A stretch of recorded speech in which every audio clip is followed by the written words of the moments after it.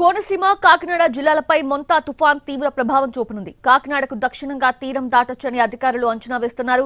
తీరం దాటే సమయంలో గంటకు 100 నుంచి 110 కిలోమీటర్ల వేగంతో గాలులు వీస్తాయని అధికారులు అంటున్నారు.